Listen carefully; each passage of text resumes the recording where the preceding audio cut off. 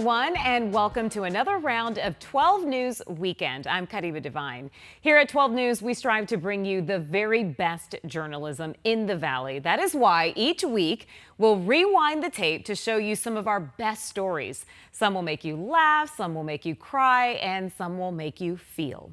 This is 12 News Weekend. Pop the Balloon or Find Love is seen all over the world. The show's creators say there's so many ways to find love, and this is one of them. How do you feel about men who play video games? I play video games. Oh, there it is. There it is. Pop the Balloon or Find Love is the online dating show attracting hundreds of hopeful romantics into Phoenix. Like people from all over are now like, hey, I want to be on your show. I want to be on the show. I want to find love. Is it going to be a yes for you for him? Yeah. Arlette Amoli is the host of the show. Definitely. We got him! Helping couples match every Wednesday on YouTube. She and her husband, Balia Mutundu, or BM for short, who produces the show, say the game is simple. Let's go ahead and bring out our first single lady. One person comes out, and a lineup of contestants are all given a red balloon. If they're liking what they see so far, you know, if that person's their type, they still hold on to their balloon. However, if there's anything about this person that they're just like, nope, if I saw this person in real life, I would never approach them. Hello, welcome in. They pop their balloon. Some contestants, What's your name? making it clear, My name is Uche. Uche, how old are you? they have standards. If you don't understand the difference between like a good wig and a bad wig, we not gonna work out. Arlette says they started the show a year ago. How did it start? Whose idea was it? This guy here. Everyone always thinks it would be me. And I'm like, no, honestly, he presented the idea to me. And I was just, I was a little hesitant at first. A trending idea BM saw and took to the next level. Builds up so many different conversations, and you have real people that have 9-to-5 jobs coming out there trying to find love, and people are actually finding love. Yeah.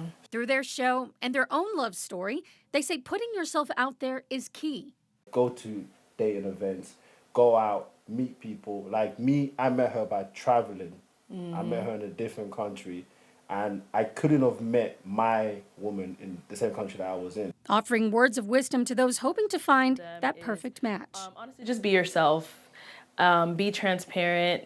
Don't try to sugarcoat or hide anything, because if you want someone to like you for you, you do have to just put yourself out there. Is it a yes for you for her? We. Oh, he said Switch impressed. with We got a match! The announcement in the Phoenix Republic.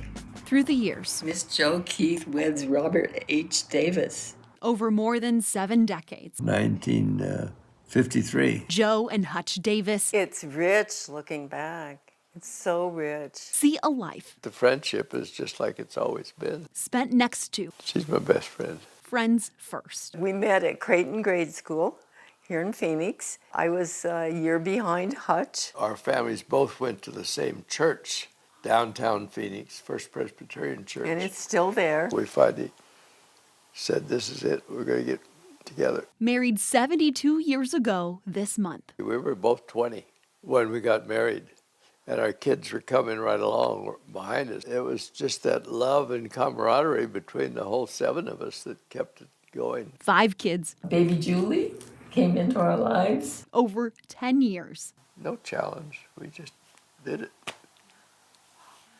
I remember a few challenges, Hutch.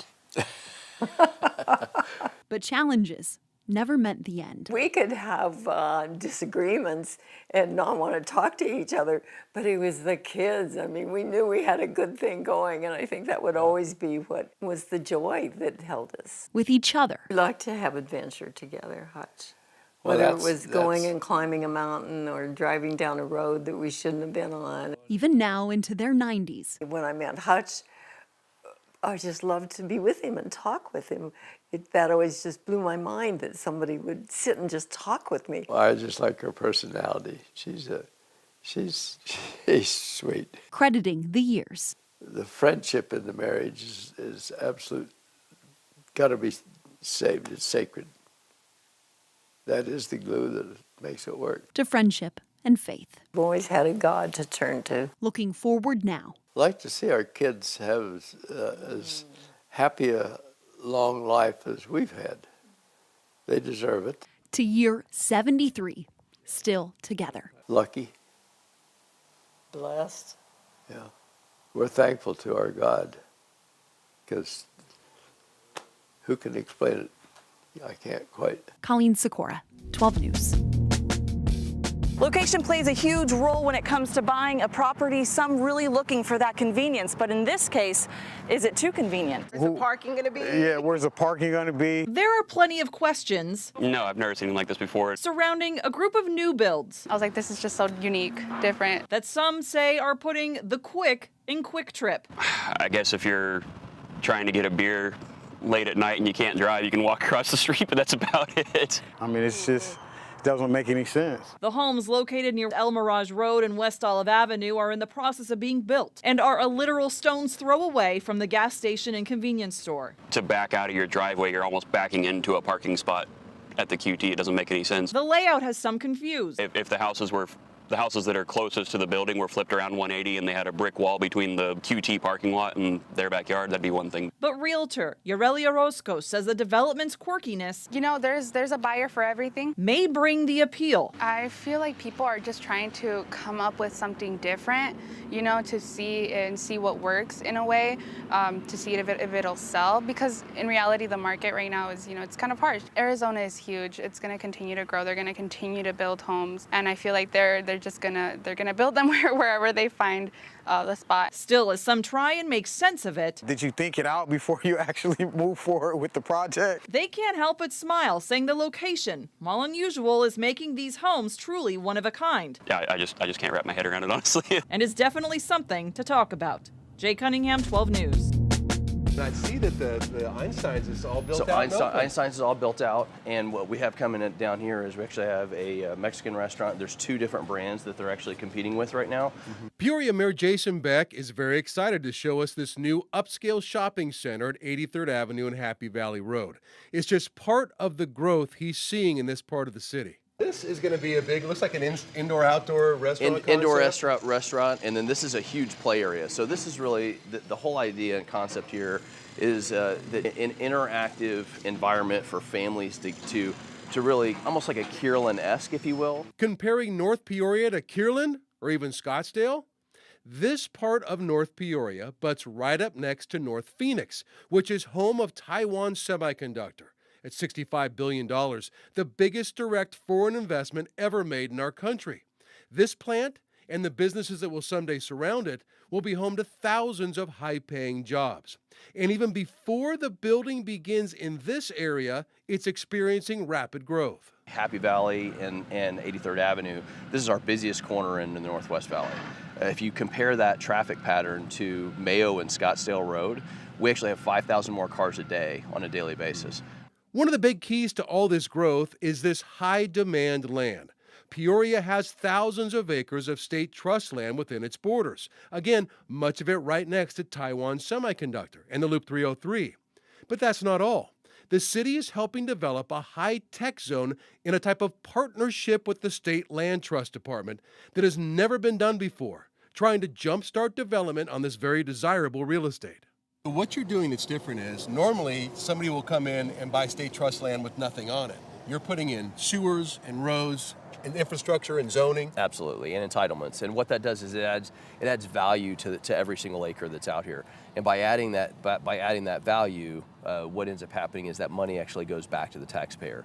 Beck says this new zone will attract high-paying jobs in the very near future, allowing people to not only live in North Peoria, but earn a good living here.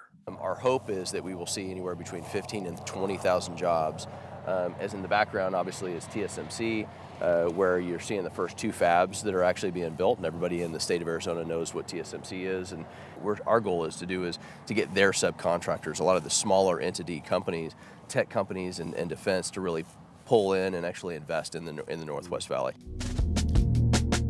Bad news, they lost to the Grizzlies last night. But good news, Kevin Durant became the 8th player ever to score 30,000 career points. Happened right there in the 3rd quarter on a free throw. Aww. Durant got a standing ovation from the crowd, and rightfully so. Guys, here's the deal. The 30K club includes LeBron, Kareem, Karl Malone, Kobe, MJ, Dirk, Wilt, and KD. That's a pretty big Best. True honor to be in the same category as those players who helped shape the game and push the game forward. And that's always been my goal, is to get the most out of myself every day and the most out of my career. And so to be mentioned with those guys means I'm doing something right. All the people that helped me out throughout this journey, I always talk about them and how much they mean to me and how much they impacted me to help me get to this point. So, you know, just grateful for all my teammates, coaches, family, friends that just poured in me, invested in me as a basketball player. So it means a lot. Guys, we are watching greatness. How cool is that? There's also a cool moment at the buzzer. Grizzly star Ja Morant actually handed KD the game ball right at the end of the game. Even after, a loss, KD deserved the game ball. It's just a great moment for the Suns. It just goes to show you his place in basketball history. Like, say what you want this season, not going well. We all understand where the Suns, they need to win out. If they don't win out, they'll likely trade in the summer. But he is simply one of the greatest scorers, greatest players to ever play the game, and he plays right here in the Valley. You know what I love about him is, at least what I've heard over the offseason, is how hard he still works as a veteran. That he's like one of the first guys in the gym, one of the last guys to leave. It's truly impressive to go to practice. Everybody would be off the floor. KD's in the corner, getting up shots, going. You'd be done with interviews, you'd be ready to leave. He's still getting up shots and going. It's the work ethic is legendary. Admirable. Yeah. Not the most exciting play to reach a major milestone, but this free throw put KD in the 30K point club. Kevin Durant becoming the 8th player ever to score 30,000 career points last night. Suns lost to the to the Grizzlies, but still a cool night for KD. He was quick to credit learning from guys above him on the list. I stole so much from Dirk and Hakeem that is criminal. Yeah, I might be a little bit more athletic on my one leg than Dirk, but he's the king, he's the god of that. So I just always been inspired by the greats, always wanted to reach their level. I joke with my teammates just now that I thought about missing a free throw so I can actually get a field goal. I still got a lot of room to grow, and that's the crazy part about it, being this old and been having this many years in the league. But I'm grateful to do it here in Phoenix with my teammates. They support me and encourage me every day, all day, so I'm grateful for them as well. We just see it every day, so I think we're amazed by him, the way he comes to work, the time he puts in, the attention to detail, the effort, and it's translated to 30,000 points. He's just a special player and a special human being. What's heard here? This is basically the skeleton of the song. The work of DeMarco Castro. Let me add a few notes here, just out of my top of my head here. Each note. How about a quarter note here? Chosen deliberately. See, all I can use is my thumb. His art mixing with technology. Without this technology, I couldn't do what I do anymore. I can't write with a piece of paper. It's the only tool I have. It was 9 years ago when Castro says he broke his neck the first time. 2 years later. I fell out of the store. Hit my head on the counter, broken again. This one put me on the wheelchair. Music. I got a piano keyboard at the age of 5, and I could play by ear. A love. It's my life. He used to take on tour. You can't take the musician out of the artist out of somebody, no matter what. Now instead of pen and paper, an iPad and an app. The program that I use is one of the hardest ways of writing music. We'll do a C major chord here. I can't open my hands but this much here. This one I can't open it at all. So basically the thumb is all I use. Now we'll play it back and see if that actually works. Now going to this accident, I'm in tune emotionally more with my soul, and I write better and better music and better music. It's for people to enjoy. Instrumental piano written here. This is the original Toxic Raindrop. Becomes this after his producers work their magic. It's not a skeleton, it's a fuller sound. It just fills me up with joy and happiness that I could share this with everybody. Wanting others who find themselves no longer able to do something they love. Please don't give up. Life is not over. It's a beginning. To keep continuing too. God kept me here for a reason. I think this is it. Colleen Sikora, 12 News. This is This is Ziggy right here. Oh, good, Ziggy. So he's kind of coming out. It's okay. It's okay. Hi, sweetie. Yes, you're a good boy.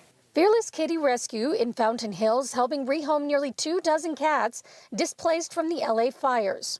So a lot of these cats were pulled from the streets. We actually have 4 cats that came out of the fire zones themselves. They were covered in soot and ash when they were found. Deanna Schlagenhaft with Fearless Kitty Rescue says the cats were rescued by a California foster care rescue called Friends of Normie. 40% of their foster homes were in the fire areas and needed to be evacuated. They've taken in over 300 cats from the fire zones themselves. And they also took in about 67 cats from a rescue that had some of their foster homes burned down, and the foster cats died in the fires. This is one of the rooms that we have a couple of cats from the fire itself. Steve Hedden with Fearless Kitty Rescue traveled to California to pick them up himself this week. Helped to put them in the carriers and was able to hold some of them and just calm them down and stuff like that. And they're just so sweet. They're just, a little bit traumatized from being in the fires, a few of them, and things like that. But they're working as best they can to calm. See, they're all a little bit shy right now, but they're really shaping up and coming out. And care for each one, giving them proper medical care, playtime, and hopefully a forever home. They all have their own special little personality and attitude. And when you find a cat that connects with you and you connect with that cat, they're so loving. If you live in Chandler, chances are your water comes here first before it comes out of your tap at home. I'll show you how the water gets treated at the Pecos plant. We're in Chandler. I'm with Danny Sargent. He's the water systems manager at the Pecos plant. Danny, once the water enters the treatment facility, it comes here first. What are we seeing? Yeah, correct. So this is the first step in our process. This is the pre-sedimentation basin. So this is really the first step for the water to really kind of slow down. We're letting gravity do the work. So we're letting all the solids, the sand, the silt, settle to the bottom of this basin. And from there, the sand and silt gets pumped out to a different part of the process. Right now, what you're seeing is about 16 million gallons a day in real-time flow. And you're going to take us to the second phase in the water treatment process. Yes, yep, we'll be continuing on to the second phase, the conventional sedimentation basins. We are here now at the conventional basins. So as it comes into the conventional basins, it's more of the gravity doing the work, kind of the same as the pre-seds. So we're bringing the water in, we're slowing it down. We have our large rake collector assemblies here. So as the water's coming in, slowing down, the sludge is settling to the bottom. These collectors are basically turning as the sludge is coming in and directing the sludge into the center where we basically pump it out to a different part of the process. Normally, these collection basins are completely full. Why is this one empty today? This one's empty today because we've been doing some maintenance on it. And also in the wintertime, we have much lower demands. And so in the wintertime, it gives us the ability to take some of these pieces of equipment out of service, get in there and do some maintenance. Can you show us one of the basins that's currently operating? Absolutely, yeah. Let's head down the walkway here. This rake collector is actually in operation, so it's churning, directing the sludge to the center. You can see the clean water flowing out the top here. This is the end of the conventional process. So this is the treated water as it's heading to the next stage in the process. Danny, this is it. We are at the final stage of the water treatment process. What are we looking at? Yeah, so this is our finished water pump station. So here you can see 3 of our very large finished water pumps. Each one of these pumps can pump approximately 7,000 gallons a minute. As the water has moved through the entire treatment process, this is kind of the last stop. This is what allows us to pressurize the water and deliver it to Chandler residents. This plant feeds roughly 200,000 Chandler residents. It's facilities like this that make access to clean water more sustainable. In Chandler, I'm meteorologist Lauren Rainson for 12 News. Thanks again for tuning in. And remember, you can catch 12 News Weekend on Saturdays and Sundays on our YouTube channel and our streaming app, 12 News Plus. I'm Karima Devine. Have a great rest of your weekend.